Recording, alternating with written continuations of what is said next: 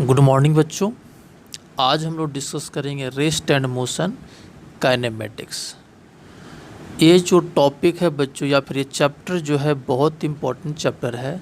इस चैप्टर का एप्लीकेशन हर चैप्टर में आपको जरूरत पड़ेगी, और यहीं से बच्चों क्या होती है ना, मैकेनिक्स शुरू होता है। तो ये बहुत इम्पोर्टेंट चैप्टर बच्चों, यहाँ से कंपटीशन में भी क्वेश्चन आता है और इसका हर चैप्टर में यूज भी होगा।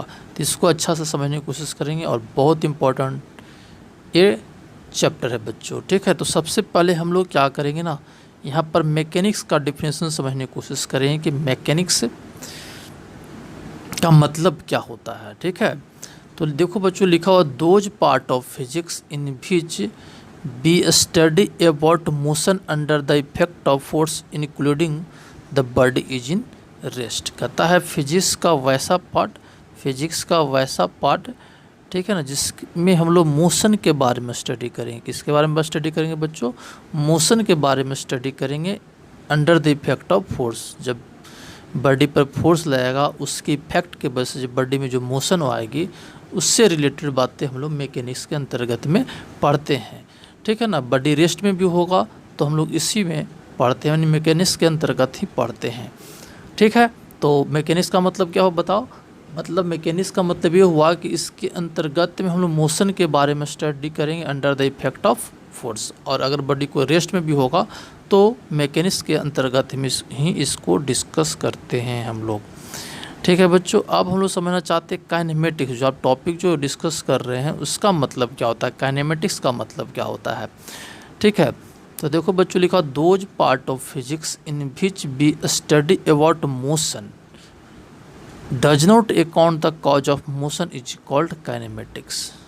मतलब कह रहा है क्या ना कि फिजिक्स का वैसा पार्ट, ठीक है ना, जिसमें हम लोग मोशन के बारे में स्टडी करेंगे लेकिन does not account the cause of motion, मतलब किसके वजह से बॉडी में मोशन आया है उसको हम लोग यहाँ पर नहीं पढ़ेंगे। ठीक है ना, मतलब बॉडी में अगर मोशन है तो फोर्स लगा है, टॉर्क लगा है, क्या लगा है, उसके बारे में कोई यहाँ पर स्टडी नहीं करना। बस बॉडी में मोशन है तो हम लोग इसको स्टडी यहाँ पर करेंगे काइनेमेटिक्स के अंतर्गत।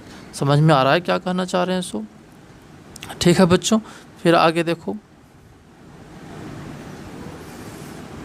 हाँ बच्चों, तो अब हम लोग रेस्ट एंड मोशन का डिफिनेशन समझने की कोशिश करते हैं। ठीक है, तो रेस्ट का मतलब क्या होता है?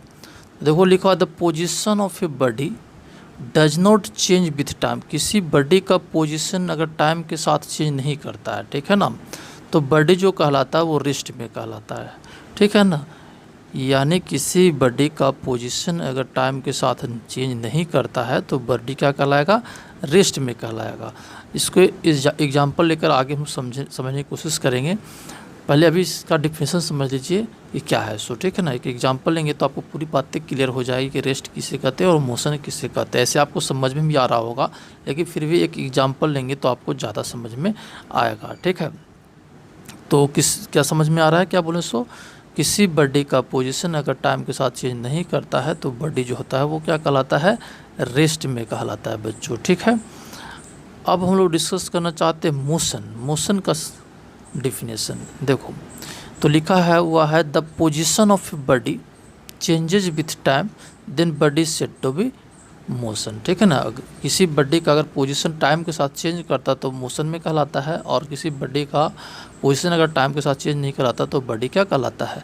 रेस्ट में कहलाता है बच्चों। ठीक है ना, तो अब एक यहाँ पर लिखा हुआ है, ठीक है, point the rest and motion is relative term. ठीक है ना, रेस्ट एंड मोशन जो होता है बच्चों ने रिलेटिव टर्म है, एब्सोल्यूट टर्म नहीं है। मतलब इसका मतलब ये हुआ कि कोई बॉडी अगर रेस्ट में है तो इसका मतलब वो रेस्ट में नहीं है।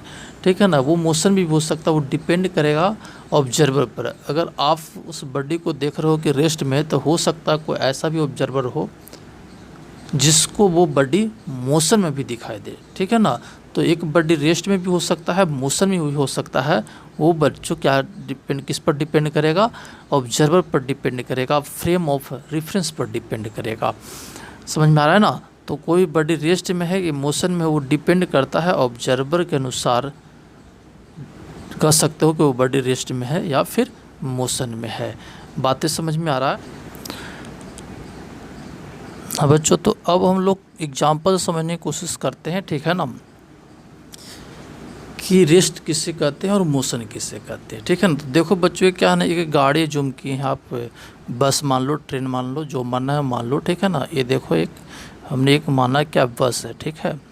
और इस बस के अंदर बच्चों क्या है ना, एक ब्लॉक रखा हुआ है जिसका मास m है बच्चों, ठीक है, आपको दिख रहा है, ठीक है। और इस ब्लॉक को स्टडी करना है कि ब्लॉक रेस्ट में है कि मोशन में है, ठीक है ना। तो इसको स्टडी करने के लिए हमने दो ऑब्जर्वर यहाँ रखा है, ठीक है ना। एक ऑब्जर्वर बच्चों आपका क्या है ना, बस के अंदर में ही है, देखो ये ऑब्जर्वर बी है जो बस के अंदर में ही है बच्चों, ठीक है ना। और एक ऑब्जर्वर ग्राउंड पर है बच्चों, जिसको ए नाम दिए हैं। ये बच्चों क्या है, एक जो ऑब्जर्वर है वो ग्राउंड पर है और बी जो ऑब्जर्वर है वो बस के अंदर में है। और इस ब्लॉक को स्टडी करना है कि ब्लॉक रेस्ट में है कि मोशन में है, ठीक है ना बच्चों। अभी बस चल रहा है बच्चों, ठीक है ना, ये आगे बढ़ रहा है बस। तो किसी टाइम टी पर या फिर हम लोग देखना चाहते हैं कि बॉडी, या फिर स्टडी करना चाहते हैं कि बॉडी रेस्ट में है कि मोशन में है, ठीक है ना। तो देखो बच्चों क्या है, ये जो है ये बस आगे जा रही है, तो बस के अंदर में ब्लॉक भी है और ये ऑब्जर्वर बी भी है, ठीक है ना। तो ऑब्जर्वर से इस ब्लॉक का डिस्टेंस मान लेते हैं कि शुरू में एक्स बी है, ठीक है ना। शुरू में क्या है बच्चों, एक्स बी है, ठीक है ना।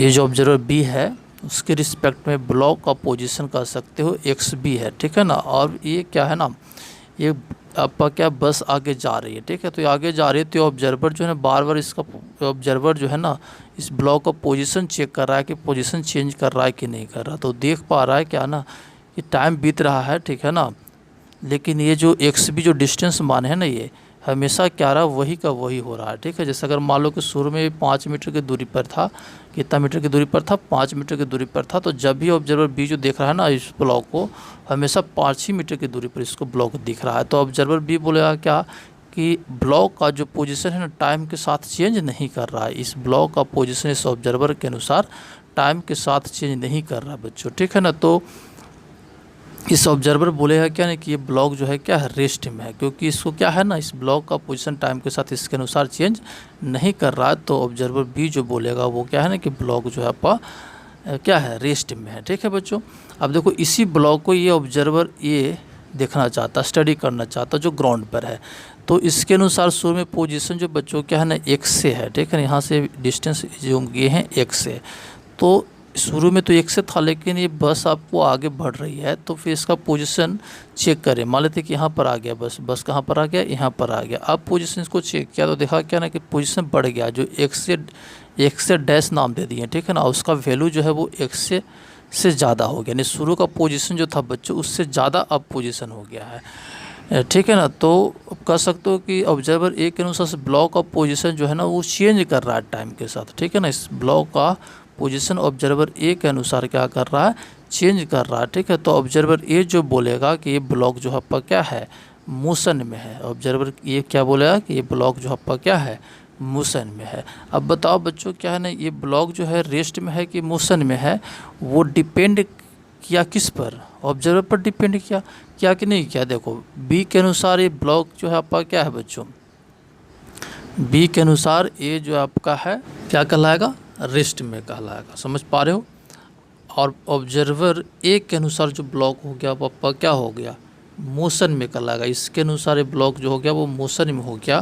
तो एक ही ब्लॉक रेस्ट में भी हो गया और मोशन में भी हो गया, वो डिपेंड कर रहा है बच्चों ऑब्जर्वर पर। तो देखो यही बात यहाँ पर लिखा हुआ है, अकॉर्डिंग टू ऑब्जर्वर ए, मतलब ऑब्जर्वर ए के अनुसार position of block changes with time. इस ब्लॉक का पोजीशन टाइम के साथ क्या कर रहा है, चेंज कर रहा है, then block is in motion. तो ये ब्लॉक ऑब्जर्वर ए के अनुसार मोशन में कहलाएगा बच्चों, ठीक है। फिर ऑब्जर्वर बी की मैं बात कर रहा हूँ, ठीक है ना। तो उसके अनुसार इस ब्लॉक का पोजीशन टाइम के साथ चेंज नहीं कर रहा है, इससे ब्लॉक जो आपका क्या कहलाएगा, रेस्ट में भी हो गया, मतलब क्या कहलाएगा, रेस्ट में कहलाएगा। तो एक ही ब्लॉक रेस्ट में भी हो सकता है, मोशन में भी हो सकता है, वो डिपेंड करेगा ऑब्जर्वर पर, जिसको हम लोग बोलते हैं फ्रेम ऑफ रेफरेंस, ठीक है बच्चों। तो हम लोग ऑब्जर्वर भी बोल सकते हैं या फिर फ्रेम ऑफ रेफरेंस। मतलब कहने का मतलब क्या है ना कि कोई बॉडी रेस्ट में है कि मोशन में है, उसको स्टडी करने के लिए एक हम लोग कोऑर्डिनेट सिस्टम बनाते हैं बच्चों, ठीक है, जिसको हम लोग बोलते हैं फ्रेम ऑफ रेफरेंस। तो चलिए उसको आगे और समझाने की कोशिश करते हैं क्या कहना चाह रहे हैं इसको। हाँ बच्चों, तो अब हम लोग समझना चाहते हैं फ्रेम ऑफ रेफरेंस तो क्या होता है। तो देखो लिखा हुआ it is the system of three mutually perpendicular axis, जिसको एक्स बाई जेड बोल सकते हैं, जिससे अटैच होता है बच्चों, ठीक है, अटैच टू ऑब्जर्वर, मतलब उससे फ्रेम ऑफ रेफरेंस से कह सकते हैं या फिर सिस्टम से क्या करते हैं, ऑब्जर्वर अटैच होता है। और ये भी कह सकते हो कि ऑब्जर्वर के पास क्या होता है, एक क्लॉक होता है, और उस ऑब्जर्वर के रिस्पेक्ट में, ठीक है ना, बॉडी का पोजीशन, डिस्प्लेसमेंट, एक्सलेरेशन, वेलोसिटी क्या करते हैं, स्टडी करते हैं बच्चों। मतलब अगर कोई न्यूमेरिकल आपको दिया जाए, कोई प्रॉब्लम दिया जाएगा, तो आप एक फ्रेम ऑफ रेफरेंस से जूम कर सकते हो, जो तीनों क्या होता है, एक दूसरे के परपेंडिकुलर एक्सिस होता है बच्चों। और जो एक पॉइंट, जिस पॉइंट पर तीनों कट करता है, उसको हम लोग ओरिजिन भी बोलते हैं, ठीक है ना, जिसको हम लोग ओरिजिन बोलते हैं या फिर रेफरेंस पॉइंट बोलेंगे, ठीक है, जहाँ पर हम लोग समझें कि क्या है, ऑब्जर्वर वहीं पर बैठा हुआ, यानी ओरिजिन पर ऑब्जर्वर क्या है, बैठा हुआ। तो ऐसे एक फ्रेम ऑफ रेफरेंस जूम करके तुम किसी बॉडी के मोशन के बारे में स्टडी कर सकते हैं, ठीक, कर सकते हो। समझ पा रहे हो क्या कर रहे हैं सब, ठीक है। और अगर क्वेश्चन में अगर कुछ मेंशन नहीं किया हो बच्चों, तो ठीक है ना, तो आप हमेशा क्या करेंगे ना, ग्राउंड के फ्रेम में स्टडी करेंगे, ठीक है ना, क्योंकि अगर जैसे मान लीजिए कहा जाए कि 10 मीटर पर सेकंड से कोई बॉडी जा रहा है, ठीक है, तो अगर जा रहा है तो किस फ्रेम से जा रहा है, ठीक है, कुछ मेंशन नहीं किया हुआ है, तो आप उसको ग्राउंड के रिस्पेक्ट में बात करोगे। और ग्राउंड के रिस्पेक्ट में जो भी बातें होगी सब एक्चुअल कहलाता है बच्चों, ठीक है ना, एक्चुअल वैल्यू कहलाता है, बॉडी का एक्चुअल वेलोसिटी कहलाएगा, एक्चुअल डिस्प्लेसमेंट कहलाएगा, एक्चुअल एक्सलेरेशन कहलाएगा जब ग्राउंड के रिस्पेक्ट में बात करोगे तो। और कुछ दूसरे के फ्रेम के बात के रिस्पेक्ट में बात करोगे तो रिलेटिव टर्म कहलाता है बच्चों, ठीक है। तो हम उम्मीद करते हैं कि ये क्या समझा रहे हैं आपको समझ में आ रहा हो कि फ्रेम ऑफ रेफरेंस क्या होता है, सो ठीक है ना। फिर से मैं बता दे रहा हूँ कि किसी बॉडी को स्टडी करने के लिए एक फ्रेम ऑफ रेफरेंस एज्यूम करते हैं हम लोग बच्चों, ठीक है ना। अगर कुछ क्वेश्चन में नहीं दिया हुआ है तो आप ग्राउंड को भी आप क्या कर सकते हैं, फ्रेम ऑफ रेफरेंस लेकर आप प्रॉब्लम को सॉल्व कर सकते हो, ठीक है। हाँ बच्चों, तो हम लोग कुछ टर्म इसमें डिफाइन करेंगे, जिसको हम लोग हमेशा इसमें क्या करते हैं, फाइंड करते हैं बच्चों, या फिर कह सकते हो काइनेमेटिक्स का पैरामीटर है, जिसको आप स्टडी करोगे, फाइंड करोगे, तो पहले उसको समझोगे क्या होता है, सो ठीक है। तो सबसे पहले हम लोग सम टर्म में सबसे पहले हम लोग डिस्कस करना चाहते हैं डिस्टेंस एंड डिस्प्लेसमेंट, ठीक है बच्चों। तो देखो क्या है ना, पहले लिखा हुआ हम लोग डिस्टेंस की बात कर रहे हैं, ठीक है। सबसे पहले आपको डिस्टेंस दिया लिखा हुआ है, तो डिस्टेंस का डेफिनेशन देखिए क्या करा है, सो करा distance is how much ground is cover by an object between 2 point. Distance जो बच्चों क्या होता है ना, वो ग्राउंड को कितना कवर किया गया है, ठीक है ना, उसी को हम लोग डिस्टेंस बोलते हैं। या फिर नहीं समझ में आ रहा तो एग्जाम्पल से समझिए, जैसे मान लेते हैं कि कोई पॉइंट ए है और ये कोई पॉइंट बी है बच्चों, ठीक है ना। तो कोई बॉडी क्या ना ए से बी जाता है, जैसे मान लेते हैं कि इस पाथ से जाता है बच्चों, यहाँ से ए से बी क्या, ठीक है ना, ऐसे इस पाथ को फॉलो किया। तो जितना ये ग्राउंड जो है ना, ग्राउंड पर हम लोग बात कर रहे हैं यहाँ पर, ठीक है ना, स्पेस में भी हो सकता है, कोई दिक्कत नहीं, तो अभी ग्राउंड पर बात कर रहे हैं, ठीक है ना। तो ये बॉडी जो है ना ए से बी तक ऐसे गया बच्चों, ठीक है ना, ऐसे गया है। तो ये पूरा जो ग्राउंड जो कवर किया ना, ठीक है ना, इतने पार्ट जो कवर किया, ये पार्ट ठीक है बच्चों, इसी को हम लोग क्या बोलते हैं, डिस्टेंस बोलते हैं। अगर कितना आपका क्या हुआ, ग्राउंड कवर क्या है, तो आप ये क्या कर लीजिए ना, डिस्टेंस मेजर करने के लिए क्या कर लीजिए, स्केल ले लीजिए, ठीक है ना, जिससे आप डिस्टेंस मेजर करते हो, और इसको क्या कर लो ना, मेजर कर लो, तो वही आपका क्या कहलाएगा, ए और बी के बीच का डिस्टेंस कहलाएगा बच्चों, ठीक है। अगर इस ऐसे गए होता, अगर मान लीजिए आप ऐसे जाते, ऐसे ऐसे जाते, ठीक है, तो ऐसे जाते बच्चों, तो क्या होता, मीटर स्केल जो आप लियो, जिससे आप डिस्टेंस मेजर करते हो, उसको क्या कर लो, इसको मेजर कर लो, इतने लेंथ को मेजर कर लो। तो इस पाथ से अगर जा रहे हैं तो इस पाथ का क्या हो जाता, डिस्टेंस हो जाता बच्चों, ठीक है ना। तो ए से बी आप जा रहे हैं, तो जिस पाथ को आप फॉलो कर रहे हैं उसको क्या कर लीजिए, मेजर कर लीजिए, और वही आपका क्या होगा ना, जो लेंथ होगा वही आपका क्या कहलाएगा, डिस्टेंस कहलाएगा बच्चों, ठीक है ना। और डिस्टेंस जो होता है वो स्केलर क्वांटिटी होता है, आगे मैं नेक्स्ट स्लाइड में आपको लिखाया भी हूँ, ठीक है ना। तो डिस्टेंस जो स्केलर क्वांटिटी होता है, इसका मतलब क्या है कि डिस्टेंस का कोई डायरेक्शन नहीं होता बच्चों, ठीक है। उसके बाद देखो डिस्प्लेसमेंट की बात कर रहा हूँ, ठीक है। तो करा the shortest distance between 2 point is called displacement, ठीक है ना। 2 पॉइंट ले लो बच्चों, जैसे मान लो ए है और बी है, तो ठीक है। तो जो शॉर्टेस्ट डिस्टेंस जो होता है उसी को डिस्प्लेसमेंट बोलते हैं। तो शॉर्टेस्ट डिस्टेंस तो हो गया बच्चों, तो इसी को डिस्प्लेसमेंट बोलेंगे, ठीक है। तो आप कहोगे कि मान लो कि पार्टिकल कोई ऐसे जाता है, ऐसे घूम के जाता है ऐसे, और इस पार्टिकल के द्वारा कहा जाए कितना डिस्प्लेसमेंट तय किया, इस पार्टिकल इस पाथ को फॉलो करते हुए बच्चों जाता है, और कहता है क्या ना कि पार्टिकल डिस्प्लेसमेंट कितना कवर किया, ठीक है। तो गया तो ऐसे, ठीक है, लेकिन इसका शॉर्टेस्ट डिस्टेंस तो ये होगा। तो हम लोग कहें कि ये आपका जो डिस्टेंस जो होगा ना बच्चों, यहाँ से यहाँ तक यही आपका क्या कहलाएगा, डिस्प्लेसमेंट कहलाएगा, ठीक है ना। अगर मान लो कोई पार्टिकल ऐसे जाता, ठीक है ना, ऐसे जाता ए से बी, तो ऐसे तो गया, लेकिन फिर हम लोग कहें कि शॉर्टेस्ट डिस्टेंस तो यही हो गया आपका शॉर्टेस्ट डिस्टेंस, तो इसके लिए भी डिस्प्लेसमेंट आपका क्या कहलाएगा, वही हो जाएगा बच्चों, ठीक है ना। तो ए से बी आपको जा रहे हो, कोई भी पाथ को फॉलो करे, ठीक है ना, डिस्प्लेसमेंट हमेशा फिक्स हो जाएगा, क्योंकि शॉर्टेस्ट डिस्टेंस जो बच्चों होगा वो हमेशा क्या होगा, यूनिक वैल्यू होगा, एक ही वैल्यू होगा। मान लिया आप ऐसे घूम के गए तो डिस्टेंस तो अलग हो जाएगा, लेकिन डिस्प्लेसमेंट जो बच्चों क्या होगा, यही होगा। डिस्प्लेसमेंट का वैल्यू कितना होगा, तो ये लेंथ को मेजर कर लो, ठीक है ना। तो ए से बी के बीच डिस्प्लेसमेंट का वैल्यू जो होगा बच्चों एक ही वैल्यू होगा, लेकिन डिस्टेंस अलग होगा, क्योंकि आप जैसे दूरी तय करोगे उसका वैल्यू अलग हो जाएगा। ऐसे जाओगे तो अलग वैल्यू होगा, ऐसे जाओगे, ऐसे घूम के यहाँ पर जाओगे तब अलग हो जाएगा, लेकिन डिस्प्लेसमेंट का वैल्यू क्या होगा, यही होगा, ठीक है ना। और डिस्प्लेसमेंट जो बच्चों क्या होता है ना, वो वेक्टर क्वांटिटी होता है, ठीक है। तो वेक्टर क्वांटिटी तो इसका डायरेक्शन जो होता है इनिशियल टू फाइनल होता है बच्चों। मान लो ए से बी गया ना, मान लो ऐसे गया, तो डिस्प्लेसमेंट तो यही होगा बच्चों, ये डिस्प्लेसमेंट हो गया, और इससे कहोगे तो ये डिस्टेंस हो गया। तो इसका डायरेक्शन जो होगा वो जो इनिशियल टू फाइनल होता है, मान लो ए से बी गया तो इसका डायरेक्शन एरो लगा दिए, देखो यहाँ पर लगाए हैं, तो ये वेक्टर जो हो गया वो ए बी वेक्टर कह सकते हो, क्या होगा ना, डिस्प्लेसमेंट हो गया। समझ पा रहे हो ना। तो ए से बी तक, ठीक है ना, बहुत से डिस्टेंस हो सकता है, लेकिन डिस्प्लेसमेंट एक ही होगी, और डिस्प्लेसमेंट का डायरेक्शन जो होगा वो ऐसा इनिशियल टू फाइनल होगा बच्चों, ठीक है। ऐसे आगे मैं लिख दिया हूँ, ठीक है ना।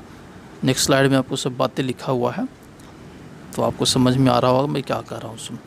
अब आगे देखो बच्चों, जैसे मान लेते हैं, देखो फिर से एक एग्जाम्पल यहाँ पर आपको लिखा हुआ है, तो इसको भी ज़रा देख लीजिए। जैसे पॉइंट ए है, ए बी है, ठीक है ना। तो आप इस पाथ से गए हैं, इसको पाथ नंबर 1 नाम दिया गया है बच्चों, ठीक है ना। देखो ये पाथ नंबर 1 है, इस पाथ से गए तो इसको पाथ नंबर 2, इस पाथ से गए तो पाथ नंबर 3, इस पाथ से गए तो पाथ नंबर 4 हम नाम दे दिए हैं। तो ए से बी पॉइंट गए हैं बच्चों, ठीक है ना। तो इसका अलग डिस्टेंस होगा, क्योंकि ऐसे आप लेंथ को मेजर कर लो तो अलग डिस्टेंस होगा बच्चों। इस पाथ नंबर 2 को से गए तो ये डिस्टेंस होगा, पाथ नंबर 3 को गए तो ये डिस्टेंस होगा, पाथ नंबर 4 से गए हो तो ये डिस्टेंस होगा बच्चों, ठीक है। तो डिस्टेंस ए से बी आपका क्या और डिफरेंट होगा, ठीक है ना। इसलिए लिखा हुआ डिस्टेंस जो है ना, चारों पाथ का सेम नहीं होगा बच्चों, ठीक है। तो S1 S2 S3 S4 जो है आपका क्या है, सेम नहीं होगा, डिस्टेंस का वैल्यू सेम नहीं होगा, लेकिन ए से बी ही गए हो, ठीक है ना। तो सभी के लिए शॉर्ट डिस्टेंस तो बच्चों यही होगा, ठीक है ना, यही होगा। तो पाथ नंबर 1 के लिए डिस्प्लेसमेंट क्या हो, ए भी वेक्टर हो जाएगा। पाथ नंबर 2 के लिए भी क्या होगा, ए भी वेक्टर हो गया। पाथ नंबर 3 के लिए तो खुद है ही, ठीक है ना, तो यही आपका हो गया। पाथ नंबर 4 के लिए भी डिस्प्लेसमेंट यही हो गया बच्चों, ठीक है बच्चों। तो अब हम लोग डिस्टेंस और डिस्प्लेसमेंट में थोड़ा अंतर मैं दिखा दे रहा हूँ, ठीक है ना, ध्यान देना जरा। देखो तो देखो क्या है ना, distance is a scalar quantity, displacement is a vector quantity, ठीक है ना, क्योंकि डिस्प्लेसमेंट डायरेक्शन होती है। इट्स वैल्यू जो ऑलवेज पॉजिटिव, ठीक है ना। क्या है बच्चों, इसका वैल्यू जो हमेशा पॉजिटिव होगा बच्चों, किसका, डिस्टेंस का, ठीक है ना। लेकिन डिस्प्लेसमेंट का वैल्यू पॉजिटिव नेगेटिव जीरो भी होगा, ठीक है ना। मतलब मैग्नीट्यूड तो आपको पॉजिटिव ही होगा, लेकिन डिस्प्लेसमेंट क्या होता है, डायरेक्शन होती है बच्चों, ठीक है ना। तो इसके वजह से क्या होगा ना, ये निगेटिव इसका वैल्यू हो सकता है, पॉजिटिव भी हो सकता है और जीरो भी हो सकता है, ठीक है ना। तो डिस्प्लेसमेंट का वैल्यू क्या होगा, पॉजिटिव नेगेटिव जीरो, लेकिन आपका डिस्टेंस का वैल्यू हमेशा क्या होता है, पॉजिटिव होता है, ठीक है बच्चों। फिर कह रहा तीसरा point, it's value is different between 2 points. अभी देखे भी, ठीक है ना, कि 2 पॉइंट के बीच डिस्टेंस का वैल्यू अलग होगा, वो डिपेंड करेगा कि आप कैसे गए हो, ठीक है ना। देख लो ना, ऐसे अगर मैं बात करूँ तो सभी पाथ से क्या होगा, डिस्टेंस अलग होगी, तो हम लोग कह सकते हैं 2 पॉइंट के बीच डिस्टेंस का वैल्यू जो होगा वो बच्चों क्या होगा, वो अलग अलग होगी, ठीक है। लेकिन इसका क्या है, डिस्प्लेसमेंट हमेशा क्या होगा, फिक्स होगा बच्चों। 2 पॉइंट के बीच डिस्प्लेसमेंट का वैल्यू हमेशा क्या होगा, फिक्स हो जाएगा बच्चों, ठीक है ना। समझ पा रहे हो, जैसे ए और बी है, ठीक है ना, तो इसके बीच हमेशा फिक्स रहेगा। आप किसी पाथ को फॉलो करो, उससे मतलब नहीं, हमेशा क्या होगा, इसका वैल्यू फिक्स हो जाता है, ठीक है ना। तो डिस्प्लेसमेंट का वैल्यू फिक्स हो जाती है 2 पॉइंट के बीच, लेकिन डिस्टेंस का वैल्यू चेंज करेगा। वो इस पर डिपेंड करेगा कि किस पाथ को फॉलो करते हुए आप ए पॉइंट से बी पॉइंट तक गए हो, ठीक है ना। डिस्टेंस को बच्चों हम लोग एस से डिनोट करते हैं और डिस्प्लेसमेंट को एस से, आर से, डेल आर से भी डिनोट करते हैं। वो सिचुएशन पर डिपेंड करता है, ठीक है ना। तो हम लोग लेकिन उसमें वेक्टर दिखाते हैं बच्चों, ठीक है ना। चलो ये भी बात आपको समझ में आ गया। डिस्टेंस का वैल्यू हमेशा बच्चों का डिस्प्लेसमेंट से ज़्यादा ही होगा कि नहीं होगा। 2 पॉइंट अगर ले लो, ठीक है ना, तो ए से बी तक अगर बात करूँ तो हमेशा distance greater than equal to displacement होगा, या तो ज़्यादा होगा या फिर बराबर होगा। अगर इस पाथ को फॉलो करेगा तो डिस्टेंस ज़्यादा होगा, डिस्प्लेसमेंट कम होगा। लेकिन अगर इसी पाथ को फॉलो करेगा तो डिस्टेंस भी सेम होगा और डिस्प्लेसमेंट भी सेम होगा। तो आप कह सकते हो कि डिस्टेंस का वैल्यू हमेशा डिस्प्लेसमेंट से ज़्यादा या बराबर ही होगा, इसलिए पॉइंट को distance by displacement greater than 1 लिख सकते हैं, ठीक है। समझ में आ रहा है इतनी बातें कैसे कर रहे हैं। तो हम उम्मीद करते हैं कि इतने बातें आपको समझ में आया होगा बच्चों, ठीक है ना। अब नेक्स्ट लेक्चर में आपको इसको आगे बढ़ाएंगे, बहुत इंपॉर्टेंट लेक्चर होगा सभी, तो इसको ध्यान देंगे कैसे शो करेंगे। सो ठीक है, थैंक यू।